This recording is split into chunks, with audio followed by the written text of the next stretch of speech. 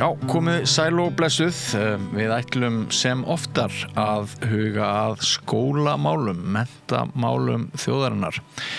Ég var á mannamóti í gærkvöld, margir tugir fólks, kífani samkoma og þar var svona þegar menn voru að stinga saman nefjum undir borðum, þá voru það skólamálin sem voru algengasta umræðefnið og ég verð að segja áhyggjuefnið. Við höfum öll dálitlar áhyggjur til dæmis af grunnskólamálunum þessa dagana. Ég ætla að fara norður í land með ykkur til Akureyrar. Þar jú mikil vagga og menning skóla og menntamála. Akureyri mikil skólabær og Þorlákur Axel Jónsson heitir kennari við Háskólann á Akureyri sem að hefur skoðanir á til dæmis samræmdum prófum, hvort við eigum að taka þau aftur upp eftir hlé í grunnskólum og mér langar að heyra rökin fyrir því hjá honum. Komdu blessaður Þorlákur Axel, heyrirðu í mér? Já, ég heyri í þér. Ljómandi gott. Sko, ef mér skilst, ef ég skil þér rétt, þá vilt þú að við tökum upp samræmd próf á ný í jafnaðarskyni. Er það rétt með farið, eða rétt skilið? Ég held ég á að samræmdu prófin séu hluti af hinu sanngjarna og réttláta samfélagi. Þau voru samræmd próf, voru tekin upp miðja 20. öld til þess að vinna gegn stéttaskiptingu við í framhaldsnámi til þess að gefa öllum ólingum sama tækifærið til þess að komast inn í menntaskóla. Það var nú það sem landsprófið snerist Allir gætu tekið prófið í sinni heimabyggð, tækju sama prófið á sama tíma. Áður höfðu verið inngöngupróf í framhaldsskólana og með þessu samræmda prófi þá að minnsta kosti sköpuðust þessi tækifæri til þess að sækja í æðri menntun eins og hún var kölluð. Þá var menntakerfið samsett þannig að skólakerfið að það voru 2 og svo 3 og 4 skólar sem að brautskráðu stúdenta. En svo voru margir sérskólar, stýrimannaskóli og vélskóli og skólar fyrir konur og stúlkur. Og þessi skólar höfðu orðið til með ýmsum hætti, héraðsskólar, sumir voru alveg sjálfsprottnir, aðrir voru reknir af ríkinu. Þetta var mjög fjölskrúðug mynd og það tókst ekki að fella þetta í eina heild fyrir þá einhvern tímann 1980-90 ef það hefur þá tekist enn þann daginn í dag. En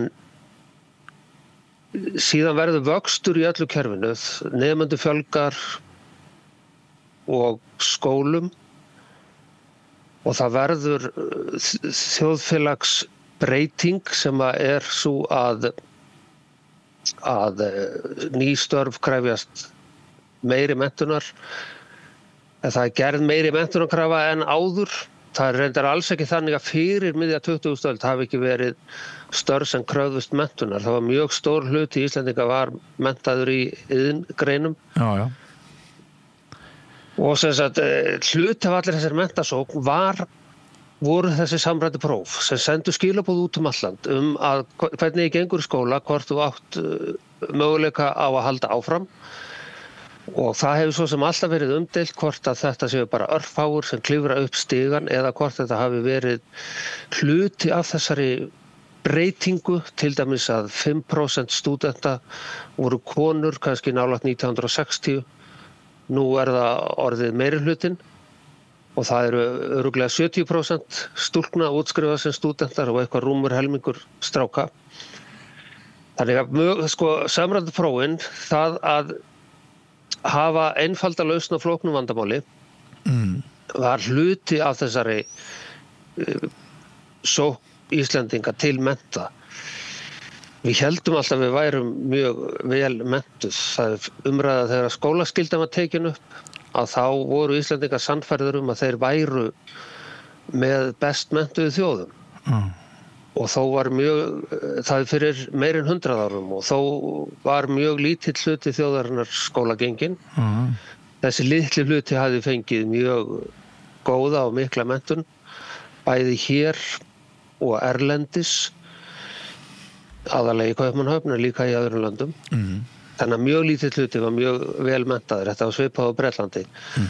Hér var stór hluti þjóðarinnar sem hafði iðnnám að baki og svo þegar að þessi störf nútímans sem að krefjast mikillar menntunar, þegar þau fóru að verða til þá var þjóðin auðvitað að fylgja með og hluta þessu öll eru samræmt prófin. Já, þetta langur formál af því að segja að sko þegar menntamálaráðherra nýr lýsi því yfir að samræmdu prófin þjóna ekki tilgangi, þá skrifa ég þennan pistil. Já. Og náði reyndar að snúa alveg 180 gráður áður en að pistillinn var á þessu sömu dögum. Já, það var ekki honum að þakka sko, hún var búin áður en pistillinn kom út, skal tekið skiptur hann. Já.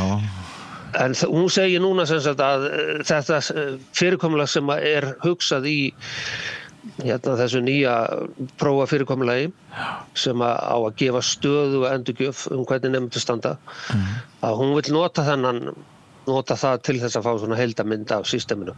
Já. Þannig að samræmdu prófin eru að koma aftur samkvæmt því. Þau eru að koma aftur samkvæmt því og nokkrum dögum fyrr heyrðu við að henni lítist ekkert á samræmdu próf vegna þess að sérfræðingar segðu að það væri ekkert vit í samræmdu prófum. Já, sko, þetta sko, bandaríska skólakerfið eftir bara í áratugi, eiginlega alveg frá Sputnik-sjokkinu fyrir hálfri öld eða meira. Þá hefur gengið á í þessum bylgjum með mikilli samræmingu og prófafargani og svo hefur verið slakað á og sagt að við eigum að beina athyglinni að þáttum sem ekkert auðvelt að mæla, samskiptahæfni og frá 2000 allavega þá hefur tónninn verið þessi mælingahyggja öll sömun og til dæmis PISA-prófið skilgreint afkvæmi af þessari skilvirknihyggju og skólastjórnunar hyggju, að skólastjórinn sé lykilpersóna og skólaþróunar hugmynd að það þurfi alltaf að vera að breyta skólum, það sé algjörlega óhjákvæmilegt eins og fyrirtækjum.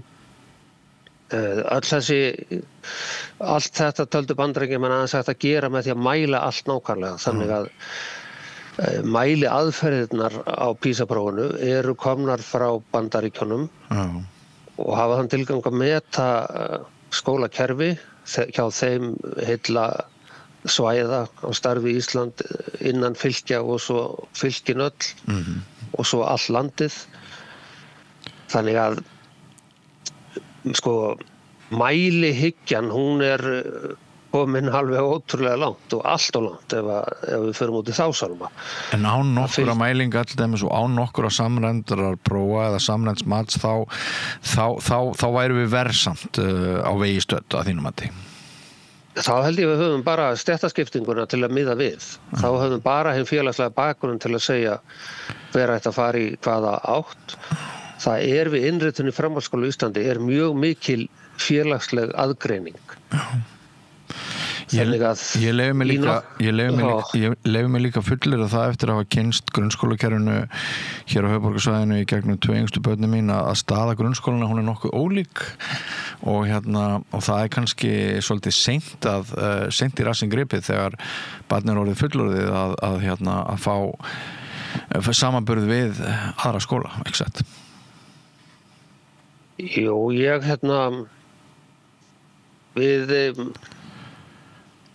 sko, fyrsta lagi þá virðast foreldrar spila mjög stóran hlut í námi barna, sýnist mér.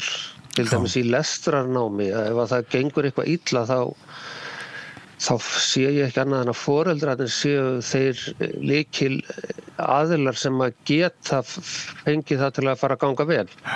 Auðvitað með skólanum, en ef foreldrarnir leika ekki með það, þá það auðvitað miklu erfiðara fyrir skólan. Þannig að foreldrarnir gegna mikilvægu hlutverki.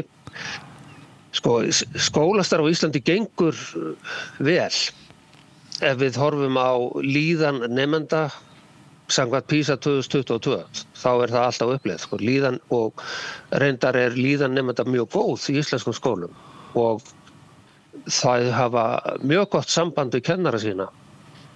Þeim finnst þau tilheyra skólanum. Þau líður vel þar og þetta alltaf uppleið. Og jafnvel þó að innflytjendur af fyrstu kynslóð skori ekki jafn hátt og börn af þeim sem hafa verið meira en 2 kynslóðir á Íslandi, að þá eru þau líka skora mjög hátt. Þannig að þessu leyti gengur skólastarf á Íslandi mjög vel. En þegar við hins vegar leggjum fyrir þetta, þegar liðakeppnin kemur, hvernig standa skólar sig sem lið og hvernig stendur Ísland sig í þessari liðakeppni sem PISA að þá gengur okkur ekki vel. Þá erum við í fallbaráttunni í efstu deild. Og náttúrulega eitt af því sem hefur valdið áhyggjum, sko, það ekki bara fjöldi þeirra sem ekki gengur nógu vel, heldur líka hver fáum gengur afburða vel. Það margir sem hafa miklar áhyggjur af því sem PISA. Já, og það auðvitað eðlimál samkvæmt minna áhugjefni. Það auðvitað langauðveldast að kenna nemendum sem gengur afburða vel. Þau bara læra. Já, það auðveldast. En fjöldi þeirra minni hér heldur en hlutfallslega mætti ætla miðað við önnur lönd. Hann ætti að vera meiri og það hlýtur að þýða að það þurfi meiri námslega, einhvern veginn, vonandi ekki aðgreiningu, en meiri svona námslega umhyggju þennan hóp. Já. Það vantar greinilega að taka þá, en sko, það mikil félagsleg aðgreining inn í framhaldsskóla, en það ennþá meiri námsleg aðgreining á meðan við höfðum þessar einkunnir til að miða við. Þannig að það voru einkunnirnar sem réðu því hver endaði hvar. Og það réðu því ennþá frekar hver kláraði og hvað fólk kláraði. Þannig að þær lýstu vel því sem að var framundan einkunnir á samræmdu prófum. Og ég held að viðfangsefnið fyrir skólana hljóta að vera að reyna einhvern veginn að rjúfa þessi stéttatengsl og námsárangur og kannski hefur skólanu bara gengið vel í því, af því að hér á Íslandi eru miðlungi sterk tengsl á milli stéttastöðu og námsárangus. Það svipað og á öðrum Norðurlöndum. Og ennþá minna heldur en í ýmsum öðrum löndum. Þannig að munurinn minni, þannig að kannski gengur okkur vel. Já, nú munum við báðir, Þorlákur, þá tíð þegar við vorum nemendur í menntaskólanum á Akureyri og þar var nú ekki fælnin eða fóbían við það að flagga mælingum. Þar voru einkunnir hengdar upp á opinberum stað á skrifstofu gamla skóla og ókunnugt fólk af öllu Norðurlandi, það gerði sér leið til þess að njósna það hvernig hinum og þessum nemendum gengi í skólanum. Manstu þessa tíma? Já, ég maður vel eftir því. Þetta var bara, maður fór þetta spenntur, þetta var í Andir í gamla skóla, þannig að það komst allir inn á korttöfluna til að sjá hvernig einhvernir voru. Já, maður gerði sér margar ferðir niður eftir til að bíða eftir að fá úrslit úr prófum. Og það gátu allir séð alla bekki í öllum með nafni. Og einhverju fyrir aftan.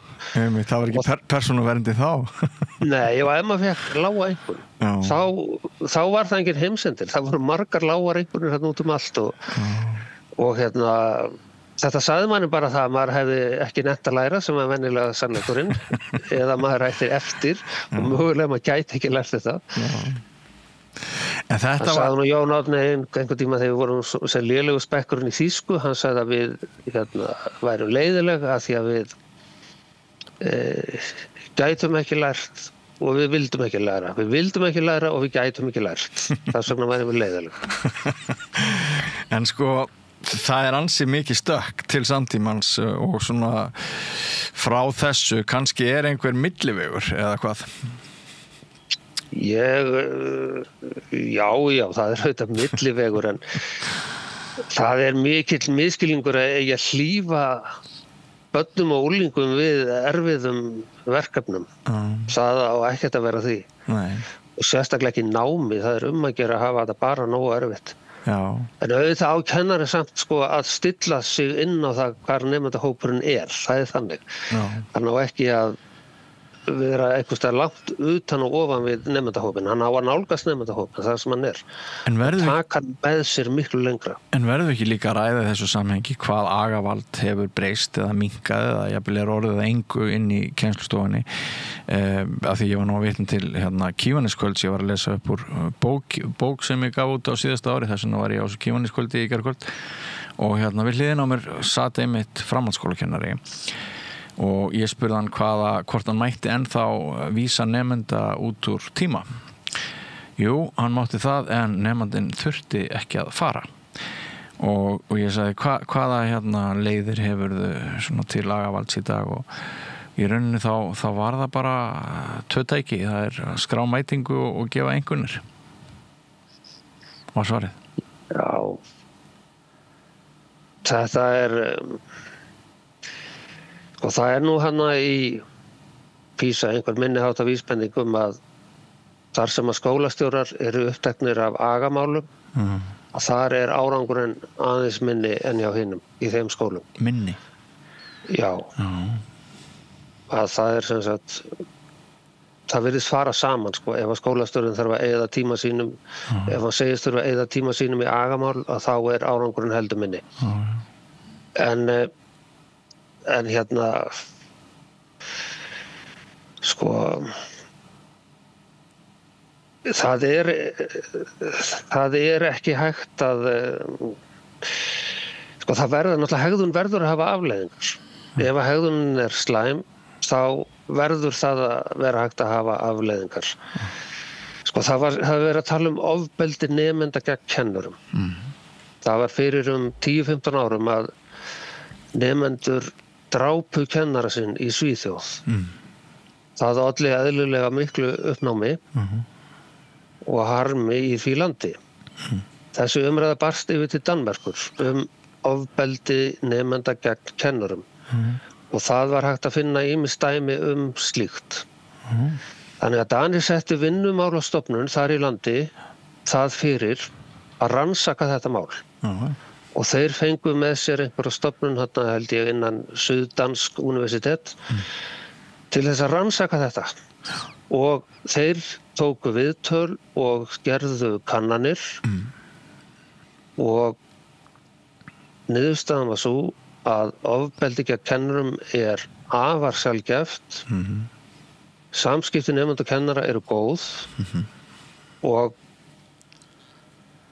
vandamálin eru algjörar undantekningar og tengjast í rauninni einhverju allt öðru en því sem að skólastarf snýst Þannig að umræðan ofbeldi gegn kennurum sko ofbeldi nemenda gegn kennurum hefur mjög alvarlegar afleiðingar fyrir kennaran. Þannig að þetta ekki léttvægt mál. Þetta mál sem að þarf að viðurkenna að til og hafa augun á.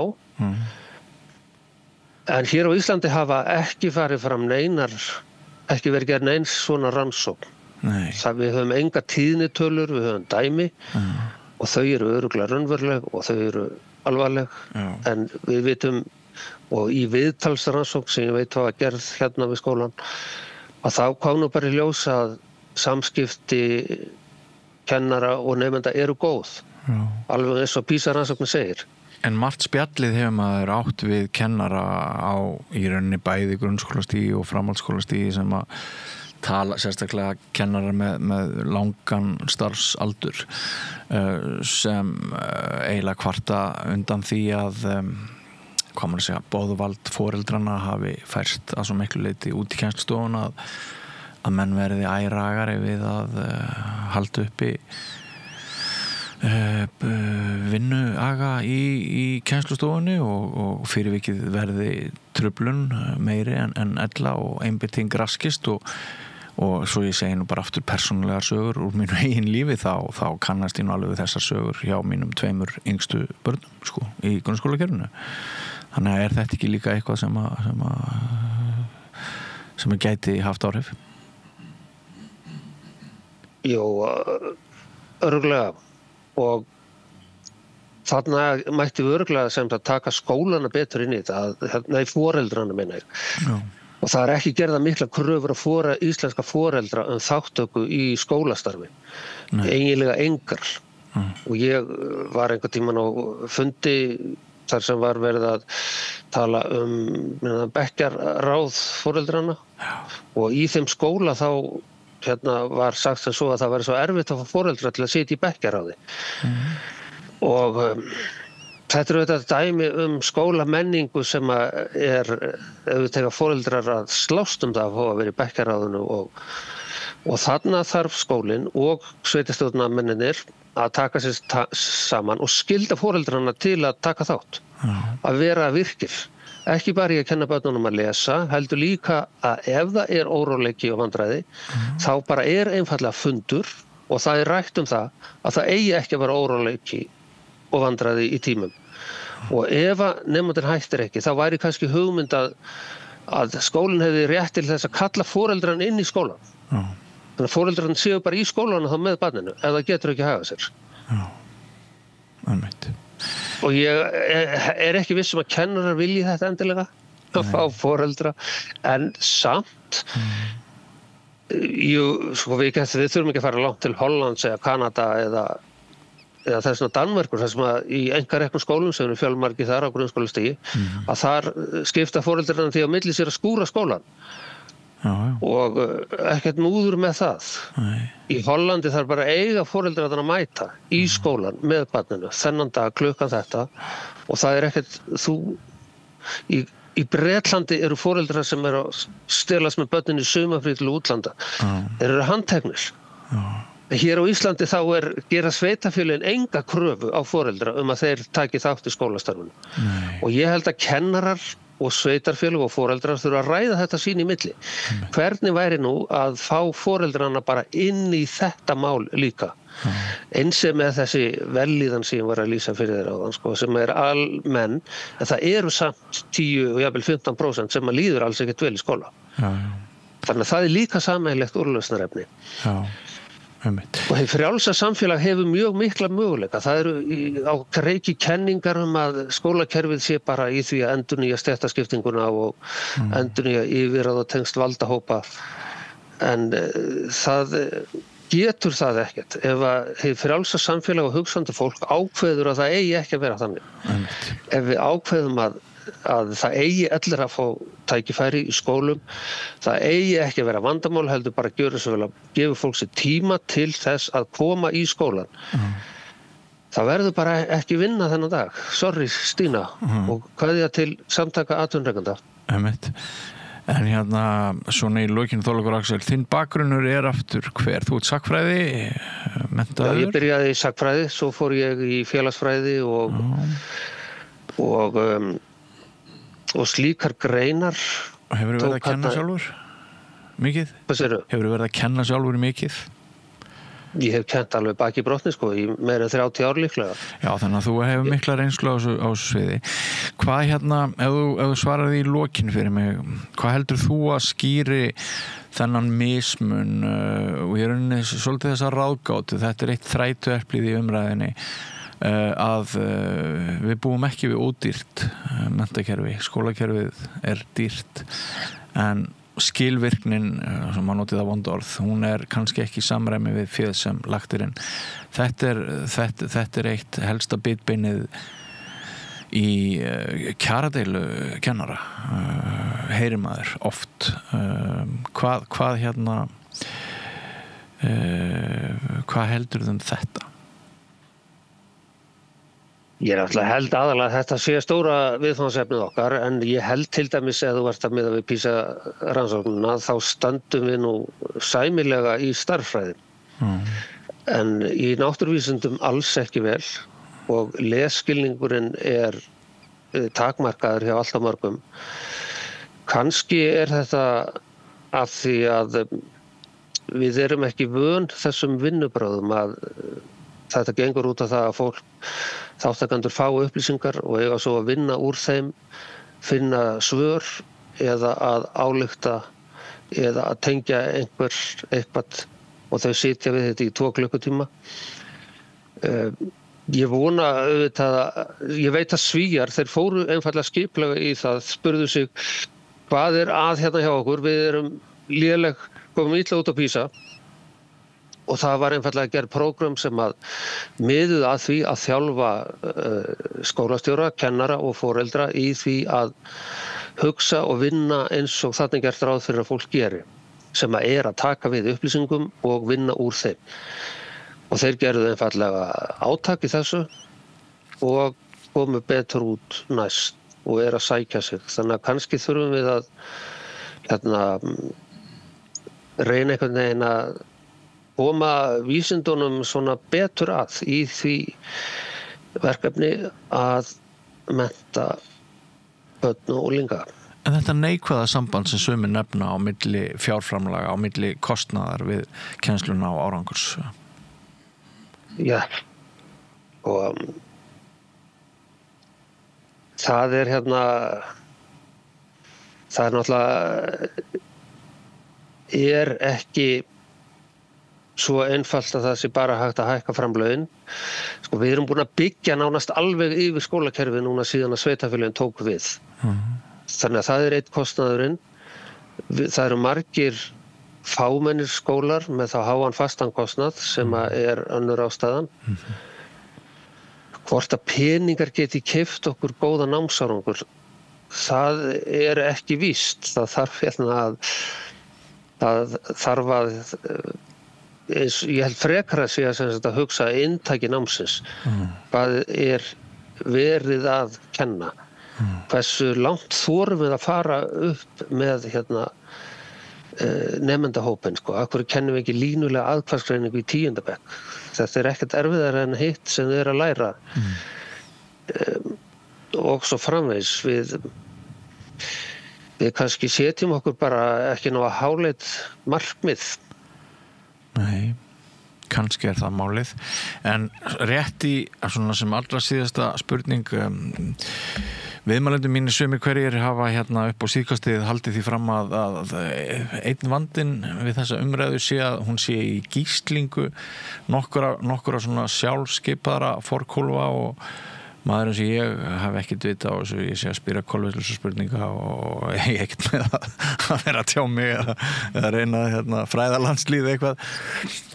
Sko, þetta líka vandamál?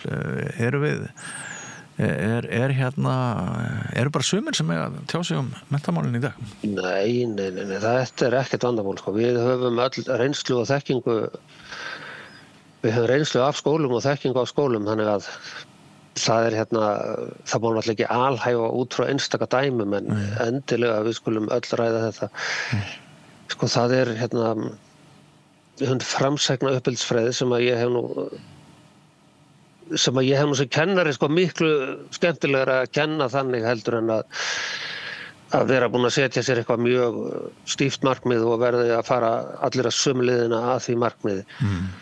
Að leyfa nemendum að vinna stórt verkefni sem að svarar mörgum og mismunandi spurningum og svo komast allir á sama stað og það orðið ómögulegt að gefa einkunnir fyrir framlag hvers og eins. En sko, þessi framsækna uppeldisfræði, hún alls ráðandi og svo hugmyndum að hafna henni og hún sé, og þetta svona deila og það má alveg ræða þetta fram og aftur. En ég vil endilega, mér finnst að fólk hiklaust að taka þátt í umræðu skólamál, en það þýðir ekkert að alhæfum dæmi eins og ofbeldi nemenda gegn kennurum. Skoðum það fyrst, þetta eitthvað eða þetta eitthvað annað og meira en þessi einstöku dæmi sem við vitum til? Heyrðu, ljómandi Þorlákur Axel Jónsson, kennari fyrir Norðan við Háskólann á Akureyri, kærar þakkir fyrir gott spjall. Góða kveðjur suður yfir heiðar. Og með það víkjum við, kæru áhorfendur og hlustendur, Að öðru, ekki fara langt hér eftir augnablik heldur dagskráin áfram við rauðaborðið. Ertu á leið heim úr vinnu? Stilltu á FM 89,1.